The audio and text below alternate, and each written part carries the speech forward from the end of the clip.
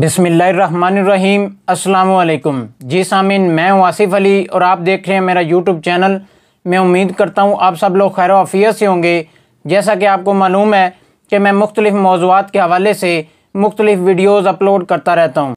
आज का मेरा मौजू मतला, मक्ता, हुस्ने मतला, मतला सानी, ज़ेबे मतला, मतला सालस और आखिरी शेर में क्या फ़र्क है। शेर के पहले मिसरे को मिसरा-ए औला और दूसरे मिसरे को मिसरा-ए सानी कहते हैं। गज़ल में मौजूद अशार के मुख्तलिफ नाम हैं। पहले शेर को मतला कहा जाता है जिसके दोनों मिसरों में काफिया और रदीफ का इस्तेमाल होता है। मतला की मिसाल समात फरमाई। आदमी आदमी से मिलता है, दिल मगर कम किसी से मिलता है। गजल के आखिरी शेर को मक्ता कहते हैं जिसके पहले मिसरे में अक्सर शायर अपना तखल्लुस इस्तेमाल करता है और दूसरे मिसरे में काफिया के साथ साथ रदीफ का एहतमाम किया जाता है। मक्ता की मिसाल समात फरमाई। मीर इन नीमबाज आंखों में सारी मस्ती शराब की सी है। इस शेर में मीर का लफ्ज तखल्लुस इस्तेमाल हुआ है। अगर किसी गजल,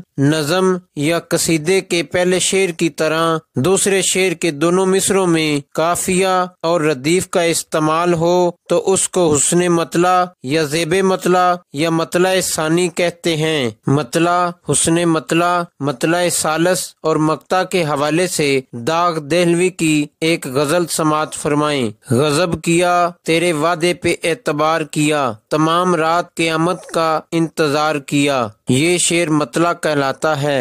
गजल का दूसरा शेर समात फरमाई। किसी तरह जो न इस बुत ने एतबार किया, मेरी वफा ने मुझे खूब शर्मसार किया।